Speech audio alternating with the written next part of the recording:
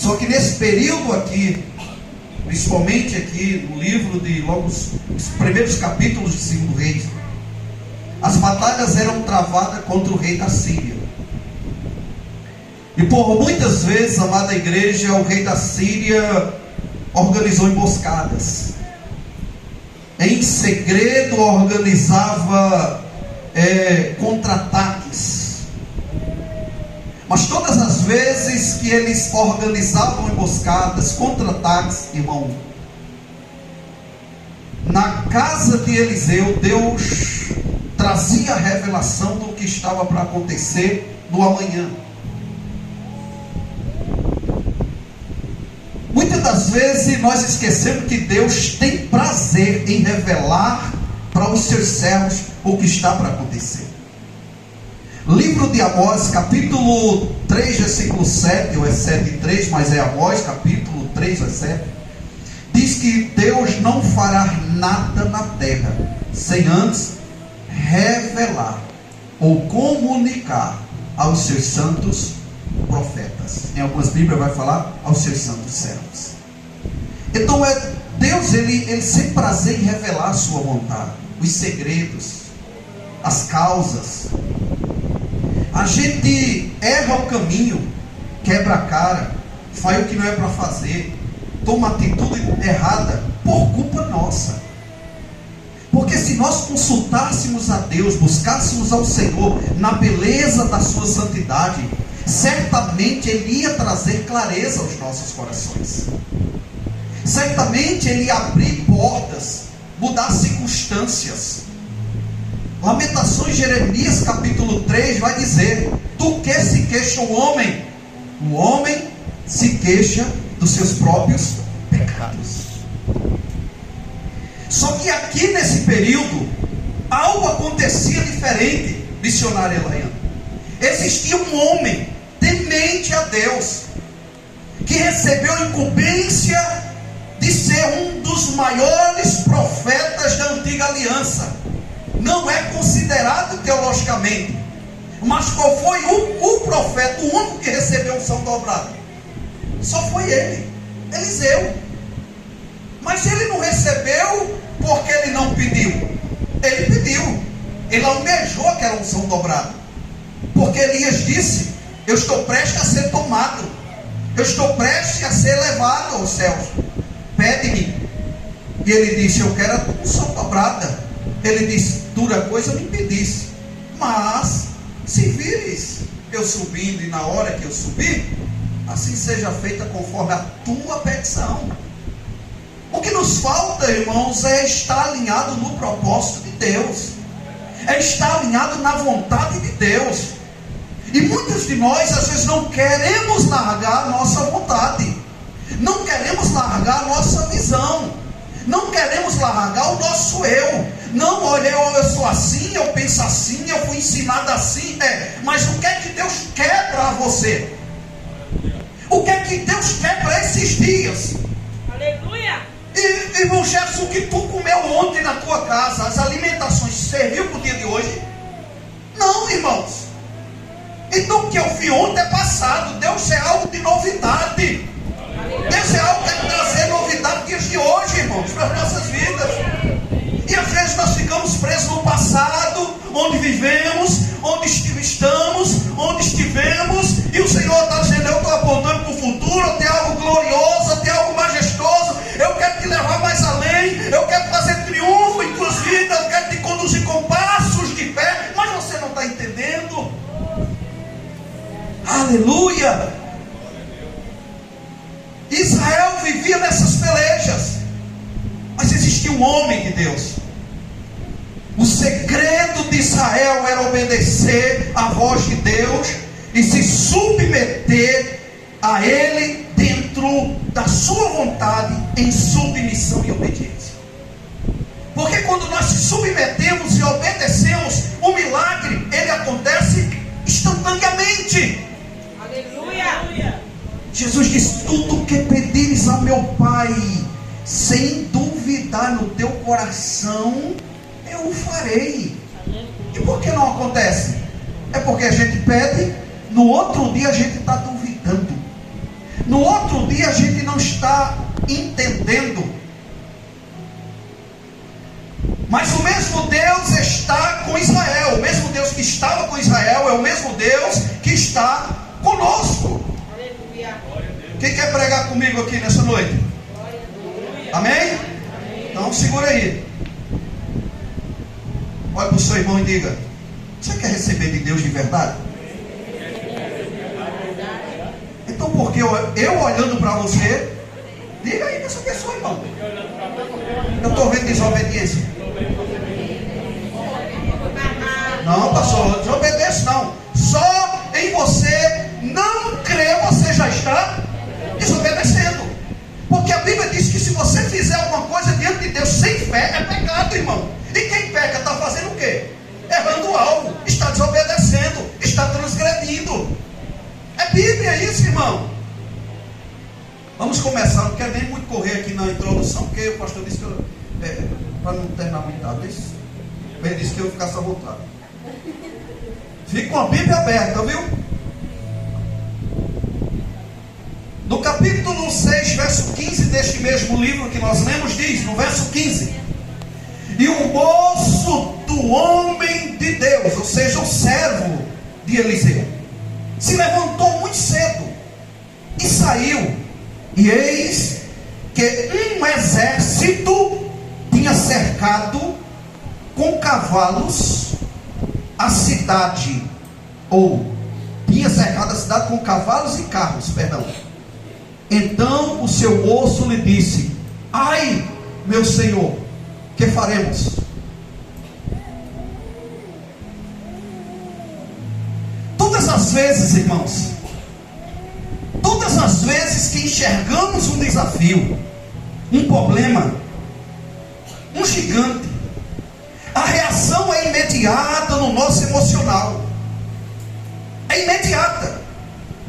É perceptível que a reação no emocional causa um nível no espiritual que está em nós.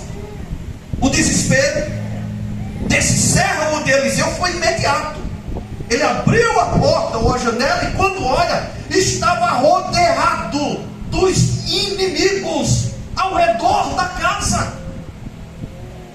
A primeira coisa que acontece com ele, a igreja, ele diz: nós vamos morrer.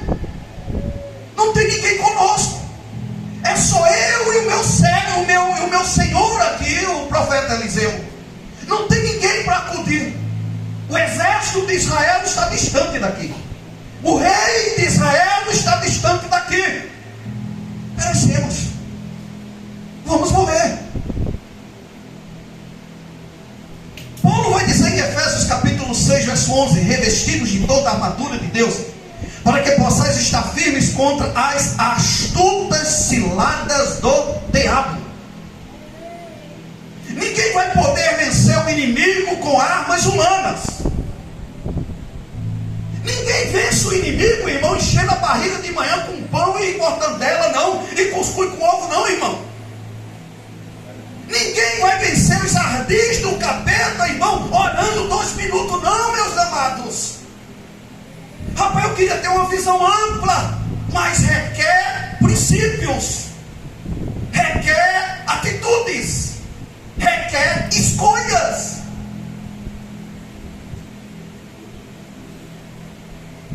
Observe que quando ele olha, quando ele visualiza humanamente falando o exército do inimigo, simplesmente a carne dele se estremece. Talvez você já parou diante de alguma circunstância da sua vida, uma provação, uma enfermidade, alguém que morreu do nada na sua família, alguma circunstância, alguma situação, e você parou e você disse: e agora, como é que vai ser? A angústia, o medo, a circunstância, a decepção bate, e quando bate, paralisa. Você não sabe o que fazer. Você até clama a Deus, mas não confia como era para confiar. Você até ora a Deus, mas não crê como era para crer. Aleluia! vencer o inimigo com armas humanas. Será sempre com armas espirituais, com uma visão espiritual. E com uma visão espiritual enxergamos além do físico.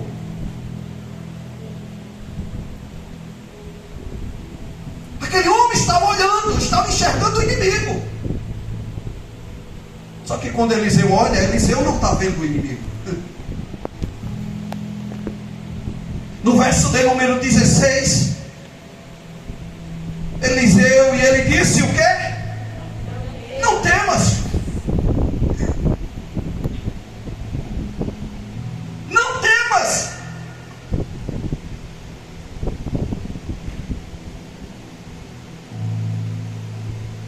Em Marcos capítulo 6, Jesus diz: passemos para o outro lado da margem. Eles entraram no barco. Aí Jesus disse: eu vou orar um pouquinho, vocês vão andando aí na frente. Só que a Bíblia diz que na terceira hora da madrugada, da terceira para a quarta hora, Jesus olha e vê que eles estão cansados, porque eles estão remando e o vento era o contrário. Irmão, quando eu parei para estudar, eles estavam a mais de 6 quilômetros de Jesus, de madrugada, escuro, e a Bíblia diz que Jesus vê que eles estavam cansados. Como é, irmão, com 6 quilômetros de distância, humanamente falando, eu vou ver que alguém está cansado? Visão além do físico.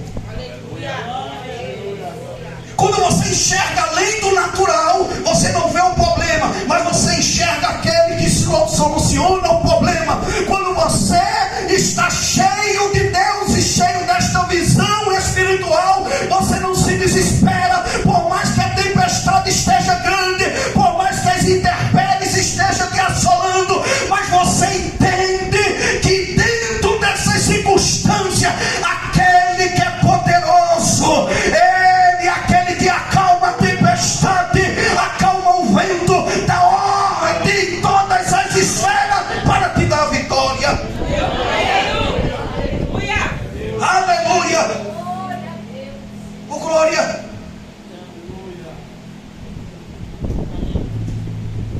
Eliseu disse o quê? Aí Jesus desce, vai andando sobre o mar. Eles olham e dizem: é um fantasma, aumenta o grito. Jesus disse o quê? Não temas, sou eu.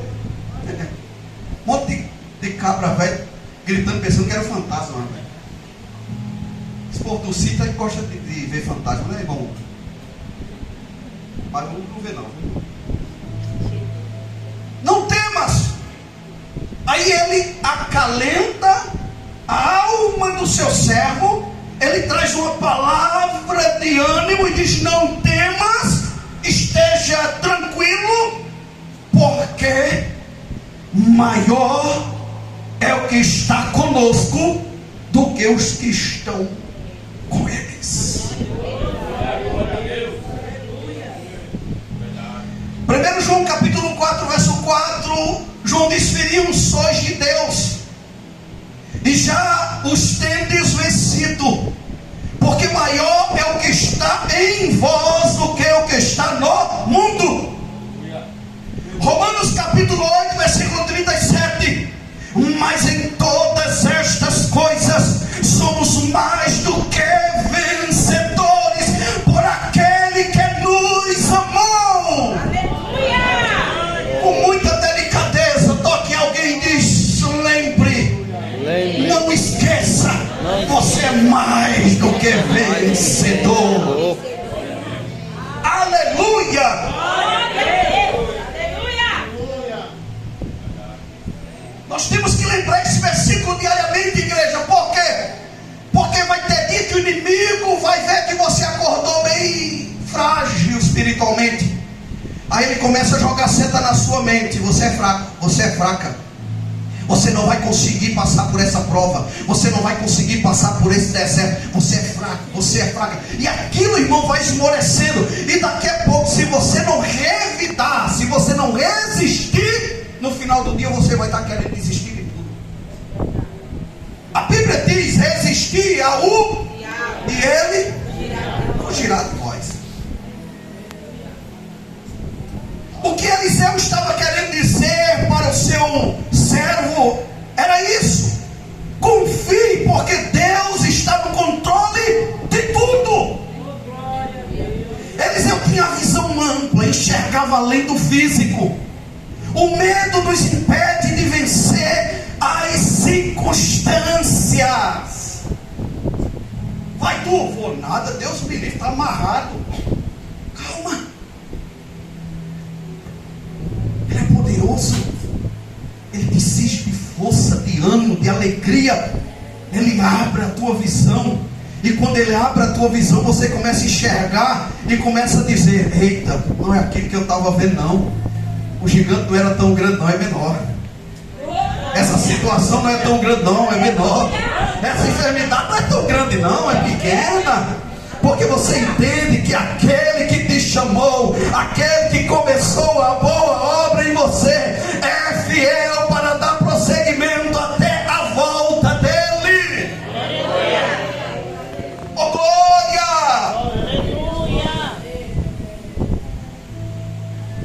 Falando de gigante, eu quero trazer um parênteses aqui. 1 Samuel capítulo 17. Pastor Luiz, a Bíblia vai dizer claramente que Israel subiu para o arraial para guerrear com os filisteus. Estavam um do lado do monte, outro do outro lado do monte. Mas de repente, em um certo momento, apareceu um gigante chamado Golias. E esse Golias vinha uma vez pela manhã e uma vez de tarde, e gritava: manda alguém para lutar comigo, porque quem me vencer, o nosso exército fica escravo de vocês, servo de vocês. Mas se eu vencer, vocês serão nosso servo. E isso se perdurou por 40 dias. 40 dias, Israel acuado, com medo, sem saber o que fazer. A Bíblia diz que Jessé manda chamar Davi e diz: meu filho, vá até o arraial, leva lá alguns alimentos, leva queijo, leva coalhada, leva figos para os teus irmãos e para o rei, e depois traga novidade, notícia. Aleluia. E observamos, irmãos, que quando Davi chega no ambiente, o povo está assustado, o povo está recuado, o povo está com medo, o povo está paralisado, porque a visão deles era só do exército do inimigo. Aleluia. 1 Samuel 17:24. Porém todos os homens em Israel, vendo aquele homem, fugiam de diante dele e temiam grandemente. Verso 26. Então falou Davi aos homens que estavam com ele, dizendo: que farão aquele homem que ferir este filisteu e tirar a afronta de sobre Israel? Quem é, pois, este incircunciso filisteu para afrontar os exércitos do Deus vivo? Observemos, Davi tinha 1,55 m de altura, amados. Eu ainda consigo ser mais alto que ele, baixinho. O rei Saul tinha 1,90 m. Nossa, o rei Saul estava dentro da tenda, com medo, se tremendo. Só que quem chegou ali, irmãos, não foi alguém com a visão fechada, foi alguém que tinha experiência no secreto com Deus. Era alguém que já tinha enfrentado guerras no secreto e tinha intimidade com Deus e sabia o Deus que servia. Quando ele diz: quem é este circunciso? Ele está dizendo: quem é este que não tem aliança com Deus? Em outras palavras, eu posso ser pequeno e não tenho experiência, mas eu tenho aliança com Deus. Se você entregou a sua vida a Jesus, você tem uma aliança com Deus. Isso é bíblico. E a Bíblia diz: quem é de Deus, o maligno não toca, irmão. Epa, peraí. Então, você é mais do que vencedor. Quando andamos em intimidades com Deus, as circunstâncias não vão causar medo. vezes que deixamos de olhar para Jesus e olhamos para os problemas, as intempéries da vida, certamente seremos vencidos pelo medo e as incertezas que brotam dentro do nosso ser. Quantas vezes você foi parado em alguma área da sua vida por causa de um medo? Porque você se sentiu incapaz, ou porque alguém disse que você não tinha qualificação. Quantas vezes você parou? Analise comigo. Espiritualmente, pelo tempo que você tem de caminhada, será que era para você estar na mesma posição que você está no momento? Certamente não. Hebreus capítulo 4, o escritor de Hebreus escrevendo disse: no capítulo 5, perdão, eu me admiro por ter que, mais uma vez, trazer os primeiros rudimentos para vocês, os seus primeiros ensinamentos. Vocês já tendo percorrido todo um tempo de caminhada, onde na verdade já era para vocês serem mestres, e vocês ainda estão como se fossem novos convertidos. A culpa não está em cima, em Deus.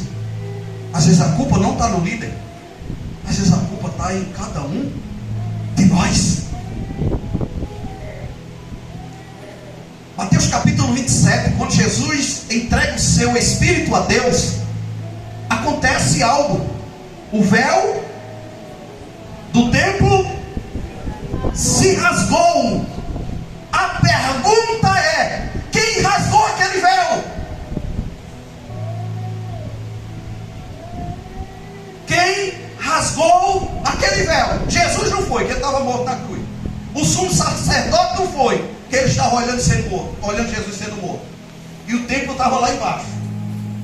O próprio Deus rasgou o véu.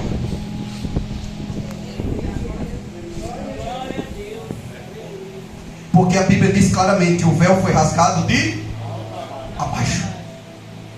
Porque nós temos acesso ao trono da graça. Então, entreis com ousadia. Olhe para o seu irmão e diga: nada impede de você acessar o Santo dos Santos.